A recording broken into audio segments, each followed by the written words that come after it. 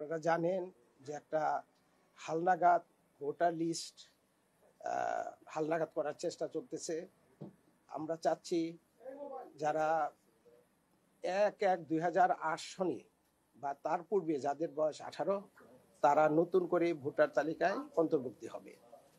আর যারা by this time মারা গিয়েছে, এক্সিস্টিং ভোটার লিস্টে যারা নাম আছে অথচ মারা গিয়েছে, তাদেরকে নামটাকে কর্তন করা। 2 হচ্ছে কোনো ফিকটিশাস ভোটার যদি অলরেডি ভোটার লিস্টে অন্তর্ভুক্ত হয়ে থাকেন তার নামটাকে বাদ দেওয়া। আর যে জিনিসটা সবাই বলি, আমরাও বলি, যে রোহিঙ্গা থেকে ভিন্ন দেশে কোনো নাগরিক যাতে ভোটার না আসতে পারেন তার একটা ব্যবস্থা করা। এই জন্য প্রায় গত পরশু থেকে প্রায় 30,000 তথ্য সংগ্রহকারী সমস্ত বাংলাদেশে ছড়িয়ে পড়েছেন। তারা কাজে ডোর টু ডোর তারা যাবেন এবং এটা আগামী মাসের 3 তারিখ পর্যন্ত চলবে।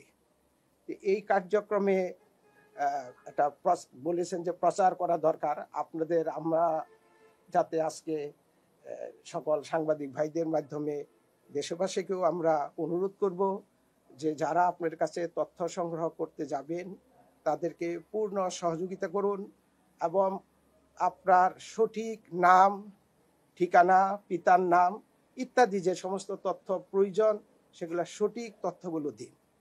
আরেকটি কথা আপনারা সকলেই জানেন যে ভোটার লিস্টের বাই প্রোডাক্ট হচ্ছে ন্যাশনাল আইডেন্টিটি কার্ড, জাতীয় পরিচয়পত্র। ভোটার লিস্টে যদি কারোর নাম ভুলও থাকে, ধরেন নিজের নাম ভুল হইল, পিতার নাম ভুল বা মাতার নাম ভুল, তবুও তিনি তার ভোটাধিকার প্রয়োগ করতে কোনো বাধা নাই। কিন্তু পরের দিন যখন তার নিজের প্রয়োজনে বিভিন্ন কাজে যখন তিনি voter ID card national ID card ব্যবহার করবেন, পদে পদে তিনি বিরক্তির বা অসুবিধার সম্মুখীন হবেন। এবং আমাদের দেশে এখন এটা একটা ইম্পর্টেন্ট ডকুমেন্ট। খাজনা দিতে থেকে শুরু করে রেলের টিকিট কাটা থেকে শুরু করে লোন নেওয়ার থেকে শুরু করে যত রকম কাজ আছে সব জায়গায় এখন জাতীয় পরিচয়পত্র ব্যবহৃত হচ্ছে। সেখানে যদি ভুল থাকে সেই ভুলটা কিন্তু মারাত্মক। এবং ইতিমধ্যেই অতীতে কিছু ভুল হয়েছে বিভিন্ন কারণে, সেগুলিকে সংশোধন করতে গিয়েও এখন আমাদের নির্বাচন কর্মকর্তারা অনেক হিমশিম খাচ্ছেন এবং মানুষ, আমরা যতদূর জেনেছি, প্রত্যাশিত তাদের যে সেবা সেটা কিন্তু তারা পাচ্ছেন না বলে অনেকেই অভিযোগ করেন।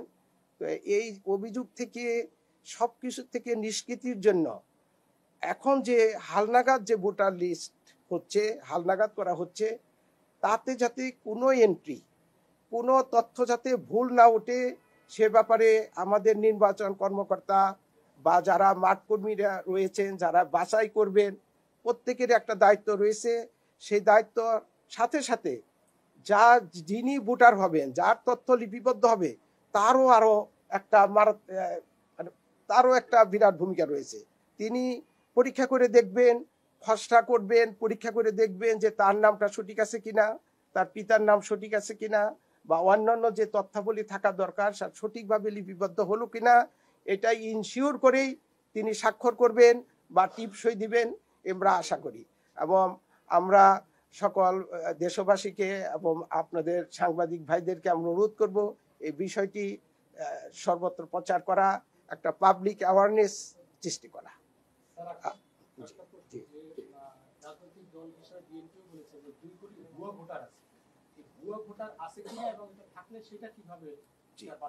আমরা এখন ডোর টু ডোর যাব, সমস্ত কর্মীরা অলরেডি চলে গিয়েছেন, তারা দেখবেন যে ফিকটিশাস অর্থাৎ ভুয়া ভোটার আছে কিনা।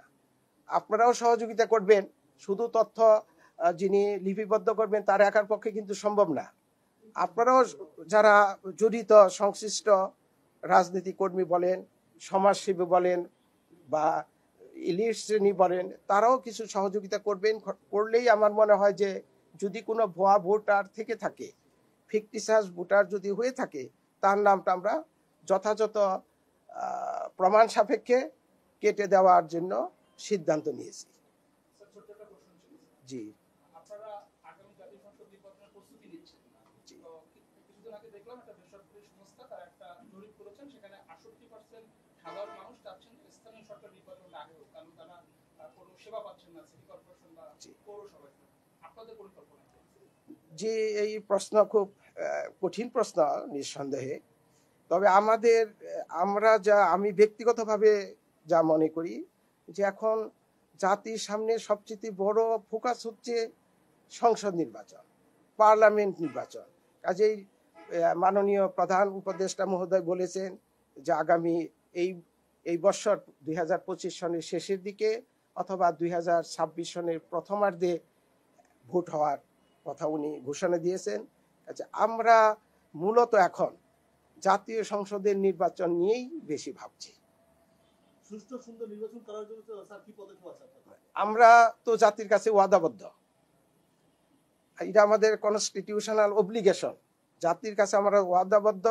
এতদিন ভোট সম্পর্কে যে মানুষের মধ্যে যে অনীহা ছিল বা এতটা মনোযোগ ছিল না, গ্রহণযোগ্যতার প্রশ্নবিদ্ধ ছিল, আমরা সেই জায়গা থেকে উত্তরণ ঘটিয়ে একটা সঠিক, সুন্দর, মানুষের কাছে গ্রহণযোগ্য একটা নির্বাচন দেওয়ার জন্য প্রতিশ্রুতিবদ্ধ।